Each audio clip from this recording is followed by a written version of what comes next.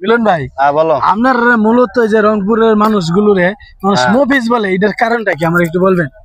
মফিজ বলে কারণটা কি আমি তোমারে বলাই। হ্যাঁ বলে। আমাদের এলাকায় মনে করো যে বড় বোন, আমার বড় বোন আছে, আমি তোমার লগে বিয়া দিলাম, তখন তুমি আমার কি হবে, ঢাকা শহরের ভাষায় জামাই বা বোন জামাই। আর আমাদের এলাকায় হচ্ছে দুলা ভাই।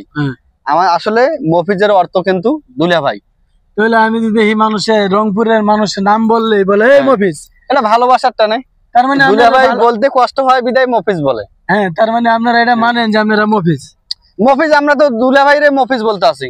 হ্যাঁ, আপনাদের ক্ষেত্রে তো বলতেছি, আমাদের ক্ষেত্রে তো আমরা একটা যেমন একজন একটু ব্যাককল চেক কর বা কিছু বুঝে না, হ্যাঁ আমরা মফিজ কই বা ব্যাককল কই না, আপনাদের ক্ষেত্রে কি এটা কিনা? এটা কখনোই না, মফিজটা খারাপ না, মফিজটা একটা ভালোবাসার ডাক, স্নেহর ডাক, মায়ার ডাক, ঠিক আছে। দুলা ভাইকে দুলা ভাই করে না বলে আমরা মফিজ কয়, অনেকেই মফিজ কয়, কিন্তু আমি মফিজ মানে বুঝাবো যে সমস্ত লোক এই মফিজ মফিজ বলে, আমি ওই সমস্ত লোক জবাব দিচ্ছি, মফিজ মানে আমি